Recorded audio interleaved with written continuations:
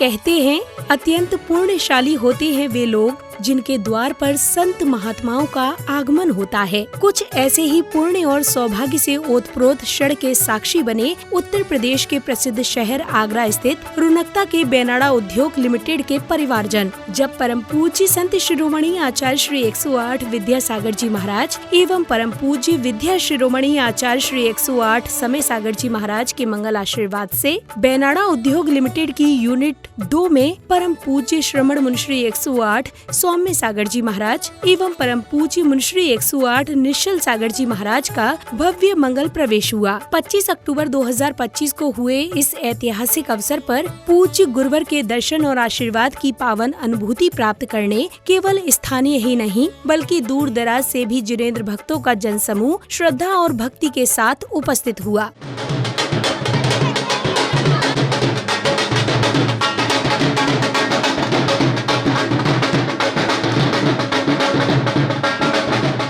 पूज्य गुरुवर ने आगरा के सिकंदरा स्थित श्री 1008 शांतिनाथ दिगंबर जैन मंदिर में विराजमान प्रभु को नमन वंदन किया, जिसके बाद बैंड बाजों की मधुर स्वर लहरियों के मध्य जिनेंद्र भक्त पूज्य गुरुवर को अपने घेरे में लेकर गंतव्य की ओर रवाना हुए।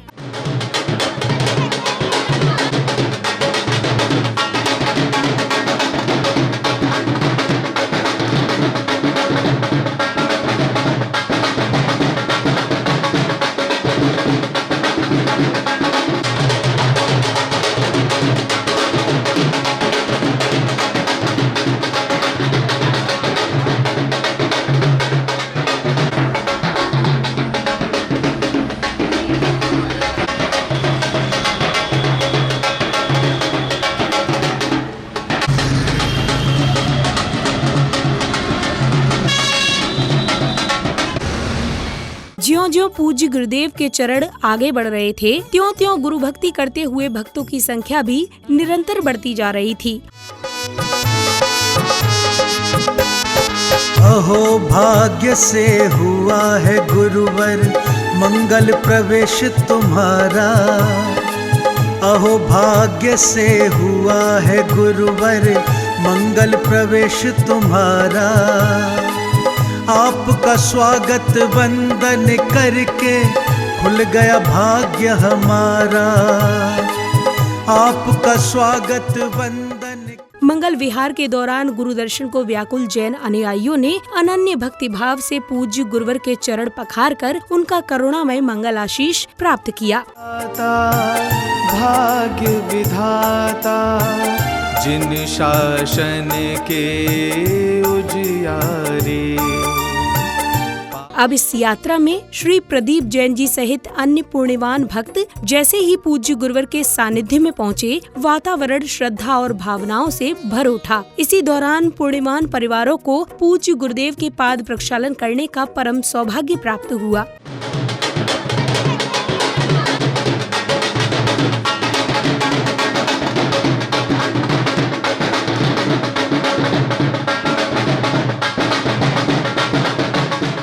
पाद प्रक्षालन करने के पश्चात बैंड बाजों की मधुर स्वर लहरियों के मध्य पूज्य गुरुवर बेनाड़ा उद्योग लिमिटेड की यूनिट 2 पहुँचे, जहां पुण्यवान भक्तों ने उनके चरण पखार कर उस रज को अपने मस्तक पर धारण किया।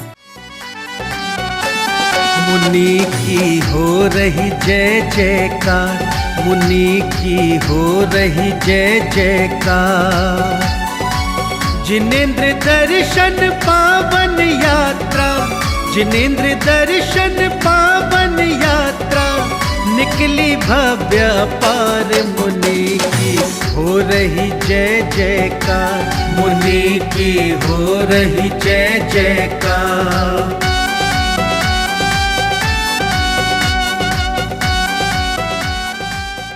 पाद प्रक्षालन करें आपका, मन में भक्ति को धारे। हे सुखदाता भाग्य विधाता जिन शासन के उजियारे। इसके उपरांत पूज्य गुरुदेव ने गौवंश संरक्षण के उद्देश्य से निर्मित गौशाला एवं बेनाड़ा उद्योग लिमिटेड की यूनिट 2 का निरीक्षण किया।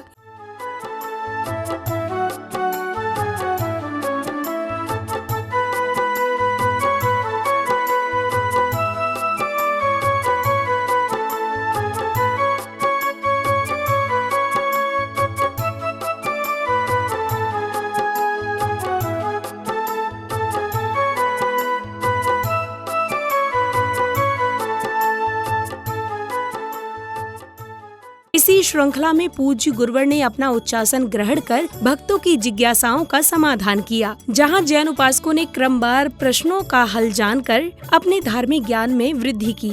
महाराष्ट्र, मेरा प्रश्न ये है कि हमें भव में जैन धर्म मिलता रहे, इसके लिए हमें क्या प्रयास करना चाहिए? बहुत अच्छा। किसी भी चीज़ की मिलने की सर्टेनिटी उसकी यूटिलिटी पे डिपेंड करती है। जो हमें मिला है उसका यदि हम सर्वश्रेष्ठ उपयोग करना सीख जाएं तो हमें लगता है उसका सर्वश्रेष्ठ उपयोग करने की आदत ही ये आदत कैरी फॉरवर्ड होगी और बाद में रह करके वो आदत आपके लिए काम करते रहे, ऐसे उस आयतनों की उपलब्धता भी आपको करा देगी। बच्चे ने बहुत अच्छा प्रश्न किया है। हम आप सबसे कहना चाहते हैं, किसी के एहसान से आपके लिए जिनकुल नहीं मिला।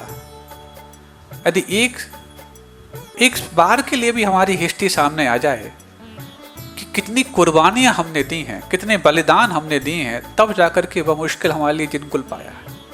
और यदि यहाँ पाकर के उसको बनाए रखने लायक, उसको बचाए रखने लायक हमारे यदि कुछ काम नहीं चल रहे हैं, हमारे मन वचन काया की प्रवृत्तियाँ नहीं चल रही हैं, तो हिस्ट्री रिपीट्स, इतिहास दोहराता है यदि उसको बदला ना जाए तो।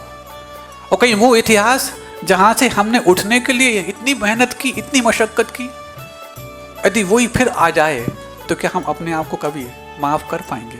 इस ज़मीन पर अपन जो बैठे हैं, ये ज़मीन भले ही पृथ्वी का एक जीव का एक शरीर है, लेकिन हम सबका इतिहास है। ऐसा क्यों कि ये भी एक जीव का शरीर है, भले ही कठोर है, उसको ज़्यादा तुमसे दिक्कत नहीं होती, लेकिन ये भी जीव का शरीर है। और एक जीव का शरीर ये भी है, वो जीवित होकर के उसको जड़ जैसा मानते हैं, और इसको मर भी जाए तो सोचते हैं कि अभी जिंदा होगा, अभी जिंदा होगा। क्यों आखिरकार? तो जिसने अपने सबसे सक्रिय पर्याय इस मनुष्य कुल को पाकर के अपने पुरुषार्थ को जड़ बना के रखा, उसको पर्याय ऐसे मिलने की संभावना बढ़ती है, बन जाती है, जिसको लोग जड़ नहीं, जीव नहीं, जड़ ही मानते हैं। तो यदि लगता है कि हमारे लिए ऐसी पर्याय ना मिले जिसको लोग जड़ मानते हैं, तो सबसे सक्रिय पर्याय का इतना सर्वश्रेष्ठ उपयोग कर लेना कि हमें सिर्फ मनुष्य कुल नहीं, हमें ऐसा जिनकुल मिले जिस जिनकुल में आचार्य विद्यासागर जी महाराज जैसे संत मिलकर के हम सबके मार्गदर्शन के साथ साथ मुक्ति का प्रयास करें। इस सदुपयोग करना ही उसको पुनः प्राप्त करने के लिए कारण बनेगा। और हम आपसे यही कहना चाहते बेटा कि आप अपने जीवन में इस विनय भाव को बताएं। घर से बाहर निकलें तो देव शास्त्र गुरु की विनय, और घर के भीतर हैं तो जिन्होंने देव शास्त्र गुरु कौन होते हैं जी बताया, उनकी विनय करना सीख जाएं। तो ये विनय भाव ही स्वभाव मार्दवम च इस सूत्र की पूर्ति करेंगे। और स्वभाव की मृदुता ही है जो हमें मनुष्य आयु के लिए कारण बनेगी। और मनुष्य आयु हमने यदि इस तरीके से पाई है तो पक्का है जिस कुल में हमने मनुष्य आयु प्राप्त करने की संभावना जताई है, वो कुल भी हमें बरकरार मिल सकता है। बहुत अच्छा जी, मेरा क्वेश्चन है कि एआई हमें कितने लिमिट में यूज़ करना चाहिए? हाँ, बहुत अच्छा। आर्टिफिशियल इंटेलिजेंसी के बारे में आज बहुत सारी उत्सुकताएं और बहुत सारे भ्रामक तथ्य सामने आ रहे हैं। उत्सुकता ये है कि इसकी स्पीड इतनी फास्ट है कि शायद ह्यूमन माइंड से भी बहुत ज़्यादा फास्ट काम इससे कर सकते हैं। और खौफ ये है, पता नहीं ये हमारी कितनी बर्बादी कर देगा। इन दोनों प्रश्नों के बीच में हम एक बात अवश्य कहना चाहेंगे, वो ये, एआई उनको बहुत खतरनाक है जो एआई को अच्छे से नहीं जानते। अब दो बातें आ गई इसमें महाराज। एआई जिसको उनको खतरनाक है जो एआई को अच्छे से नहीं जानते। हाँ, एआई उनको बिल्कुल खतरनाक नहीं है जो एआई को बिल्कुल नहीं जानते, और एआई उसको भी खतरनाक नहीं है जो एआई को प्रॉम्प्ट तरीके से जानते हैं। लेकिन एआई खतरनाक सिर्फ उनको है जो एआई को जानते तो हैं लेकिन डामाडोल तरीके से जानते हैं। क्यों? आप एआई को जान करके आर्टिफिशियल इंटेलिजेंसी के जितने भी गैजेट्स हैं या जो कुछ भी चीज़ें हैं उपकरणों के, उनसे जुड़ तो जाएंगे, लेकिन आपको डिफीट वो दे देंगे जो एआई को प्रॉम्प्ट कमांडिंग रखते हैं। या तो फिर जाने तो आप उस एक्सट्रीम तक जाने, और नहीं है तो फिर इस एक्सट्रीम तक जाने जिसको एआई आर्टिफिशियल इंटेलिजेंसी नहीं, एक्चुअल इंटेलिजेंसी के रूप में जाना जाता है। क्यों? आइंस्टीन के पास IQ लेवल जो है वो 160 माना जाता, लेकिन एआई ने आज से 1 साल पहले तक 155 का लेवल क्रॉस कर दिया था। अब तो शायद हो सकता है 160 को भी क्रॉस कर दिया हो, लेकिन आइंस्टीन का 160 और AI का 155, इन दोनों की जब तुलना की जाए तो बहुत डरावने वाले परिणाम सामने आ रहे हैं। क्यों? आइंस्टीन के पास एक लिमिटेशन है कि वो दिन भर काम करता है, रात को सोना पड़ता है। आइंस्टीन के पास एक और लिमिट है कि वो धीरे धीरे उम्र के साथ रिटायरमेंट की ओर है। आइंस्टीन के पास ये भी है कि वो कोई चीज़ नई चीज़ सोचता है तो सीखने के लिए उसको समय लगता है और इम्प्लीमेंट देने के लिए उसके लिए बहुत सारे ड्रॉबैक्स भी सामने आते हैं। लेकिन AI के पास अनलिमिटेड डेटा कलेक्ट करने की संभावना, लाखों टन डेटा वो अपने स्टोरेज कर सकता है। वो जितना जितना डिले होगा उतना उतना एडवांस होगा। उसको दिन रात काम करने में कहीं कोई दिक्कत नहीं है, और एक बार उसको प्रॉम्प्ट कमांडिंग दे दो वो हमेशा के लिए तैयार है। और कई मायनों में तो AI ने मनुष्य पर स्थायी बढ़त हासिल कर ली है, जिसको डिफीट देना मनुष्य को बहुत मुश्किल हो गया। आज मेरा प्रश्न ये है कि आजकल की जो जनरेशन है, जो हमारे एज के लोग हैं, वो लोग सिर्फ दिन भर फ़ोन पे और सोशल मीडिया पे रहते हैं और लाइफ कंपेयर करते रहते हैं वैल्यूज़ लाइक्स और फॉलोअर्स से। तो हमारे धर्म के हिसाब से हम अपने अंदर का जो सुख है उसे हम कैसे पाएँ, जब लोग जो भी हैं सब कंपेयर करते रहते हैं और आप वैल्यूज़ कंपेयर करते रहते हैं और सिर्फ फ़ोन्स पे फॉलोअर्स लाइक्स ये सब देखते रहते हैं। हाँ, बहुत अच्छा, एक बहुत ही गंभीर प्रश्न किया और आज की परिवेश में वो प्रसंग में किया, बहुत अच्छा। हम इतना ही कहना चाहते, एक अति छोटा सा दृष्टांत दे दें तो आपको अपने प्रश्न का उत्तर ढूंढना खुद आसान हो जाएगा। कभी आप मल्टीप्लेक्स में गए, टॉकीज़ में गए होंगे? कभी टॉकीज़ में गए होंगे तो सबसे पहले आपको टिकट विंडो तक पहुंचने के पहले वहाँ पर लाइन लगानी पड़ती। अब हो सकता है ऑनलाइन भी व्यवस्था हो गई, हम उस समय की बात करें और टिकट विंडो तक पहुँचने के लिए लाइन लगानी पड़ती थी। और लाइन लगाने के बाद फिर आपने पैसा खर्च किया, टिकट मिला, पूरा पैसा दे करके हमने पूरा टिकट लिया, लेकिन जैसे गेट कीपर के पास पहुँचे उसने आधा कर दिया, है ना। उसके बाद एक आता था, एक कोई व्यक्ति अंधेरे में जिसका चेहरा देखना मुश्किल है, वो हमें अंधेरे में हमारे हाथ पकड़ के अथवा कॉलर पकड़ के ले जाता था और एक किसी सीट पर धर देता था। ऐसे ही कुछ होता था ना। अब उसके बाद उसने धर दिया उसके बाद जितने भी सोर्स ऑफ लाइट्स हैं बाहर के, पहले सारे डोर्स बंद होंगे, विंडोज़ बंद होंगी, वेंटिलेशन बंद होंगे, सब कुछ, और जो कुछ भी सोर्स ऑफ लाइट्स हैं सब बंद कर दिए जाएंगे। तब जाकर के वो सामने जो पर्दा लगा है वहाँ पर एक चित्र उभर करके आता है। पर्दे का चित्र भी देखना चाहो तो सारे सोर्स ऑफ लाइट्स बंद करने पड़ते हैं, और हम भीतर का चित्र देखना चाहें और बाहर के सारे सोर्स ऑफ लाइट चलते रहें तो कहाँ तक संभव है। पहले जितने भी सारे सोर्स ऑफ लाइट्स बाहर के हैं, जितने भी हमारे मन को बाहर भटकाने वाली चीज़ें हैं, जब तक हम उनसे तौबा नहीं करेंगे तब तक भीतर का चित्र दिख पाना बहुत मुश्किल है। तो कैसे करें? सबसे पहले अनावश्यक जितने भी वो सोर्स ऑफ लाइट्स हैं पहले उनको कम कर लें। आवश्यक के लिए तो हम बाद में करेंगे। होता क्या है, हम आवश्यक और अनावश्यक दोनों को एक साथ कम करते हैं तो कुछ नहीं कम करते, 2-4 दिन बंद करते फिर चालू करने लग जाते। सबसे पहले असंभव इच्छाओं को हम बैन लगाएं, फिर अनावश्यक को लगाएं। जो संभव ही नहीं कम से कम उसके बारे में चिंतन क्यों करते हैं। फिर अनावश्यक जो अननेसेसरी हैं उनको लगाएं, और जब ये 2 लगाने के बाद हमारा कॉन्फिडेंस बढ़ जाएगा तो धीरे धीरे हम उन पर भी लगाम लगा सकते हैं जिसको हम एसेंशियल समझते हैं। जीवन में हमें जब भी समझ में नहीं आता कि हमें क्या करना क्या नहीं करना, सबसे पहले वो करना जो एसेंशियल है, साथ में वो करते जाना है जो पॉसिबल है, फिर हम वो पाते हैं जो इम्पॉसिबल था। होता क्या है, हम एसेंशियल्स भी जानते हैं, पॉसिबल्स भी जानते हैं, लेकिन फर्स्ट एसेंशियल देन पॉसिबल, जबकि एसेंशियल के साइमल्टेनियसली जो पॉसिबल उसी का नाम तो पॉसिबल है, और जब उन दोनों को साथ साथ जोड़ दिया जाएगा तो इम्पॉसिबल कुछ नहीं रहेगा। लेकिन एसेंशियल्स क्या हों तो एनालाइज इट। एसेंशियल्स वो हों जिसमें कुछ एसेंस हो। एसेंस तो तब जब उसके पहले सेंस हो, क्योंकि सेंस से ही हम एसेंस निकाल सकते हैं, और सेंस तो तब जब हमारे पास कॉमन सेंस हो। बुक्स में सेंस नहीं है, यदि हमारे पास कॉमन सेंस है तो बाकी बुक्स के वर्ड्स का हम सेंस निकाल सकते हैं। और कॉमन सेंस तो तब जब हमारे पास कॉन्फिडेंस हो। Without confidence common sense develop नहीं होता। और कॉन्फिडेंस तो तब जब हमारे पास एक्सपीरियंस हो। विदाउट एक्सपीरियंस कॉन्फिडेंस भी नहीं आता। और एक्सपीरियंस तो तब जब हमारे पास परफॉर्मेंस हो in right direction. Performance, experience, confidence, common sense, sense, then essence, and it will be become a essential plus possible is equal to nothing impossible formula बन जाता है।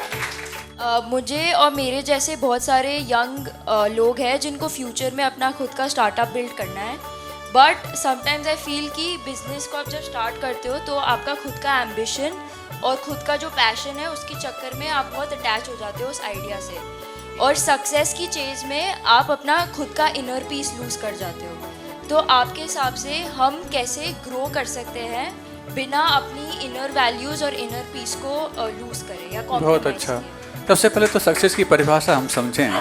Success doesn't mean the absence of failure, it means the attainment of our valuable goals. So what's our valuable goals, that's important, एक चीज़। दूसरा, जब भी हम startup करते हैं, कई बार हम स्टार्टअप करते वक्त कुछ इस पशुपेश में भी रहते हैं, पता नहीं ये सक्सेस होगा कि नहीं होगा।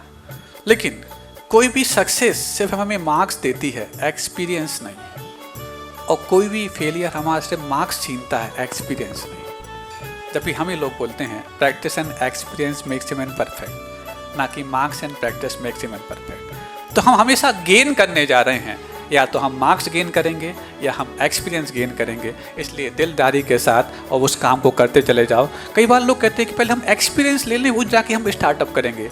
अरे वहाँ जाके तुम एक्सपीरियंस लेने जा रहे हो, इससे अच्छा तुम स्टार्ट करो, एक्सपीरियंस भी गेन करो और उसको स्टार्ट करके आगे कामयाब कराने के लिए आगे कदम रफ्तार के साथ बढ़ता चले जाओ। हाँ, थोड़ी बहुत तो एक्सपीरियंस आवश्यक होती है, जहाँ पर हम दूसरी जगह जाके एक्सपीरियंस लें, इसलिए तो आवश्यक होता है ताकि वहाँ पर हमारे लिए एक होल्ड होगा, एक कमांड होगी। क्योंकि हम अपने घर में एक्सपीरियंस लेते हैं तो कई बार लापरवाही करने लग जाते हैं। लेकिन यदि लगता है कि घर में हम लापरवाही के बगैर भी एक्सपीरियंस ले सकते हैं और स्टार्टअप में हम अपना इंटर्न कर सकते हैं, तो करने में कोई कोताही नहीं बरतनी चाहिए। क्योंकि ये स्टार्टअप इनिशिएट करने के लिए कभी ग्रेट नहीं बनना पड़ता, लेकिन ग्रेट बनने के लिए इनिशिएट अवश्य करना पड़ता है। और जिसका इनिशिएशन पूज्य गुरुदेव आचार्य विद्यासागर जी महाराज अथवा उनके संग के साधु के किसी के सानिध्य में होता है, वो ग्रेटनेस के साथ ही होता है। और उसको अपने ग्रेटेस्ट बनने की परीक्षा नहीं करनी, सिर्फ प्रतीक्षा करनी है। अब गुरु भक्ति से सराबोर वातावरण में पूर्णिमान भक्तों ने अत्यंत श्रद्धा और समर्पण के साथ पूज्य गुरुवरों की भव्य आरती की। इस दौरान दीप श्रृंखला एवं भक्ति में थिरकते भक्तों के इन अद्भुत दृश्यों ने पूरे परिसर को दिव्य आभा से आलोकित कर दिया।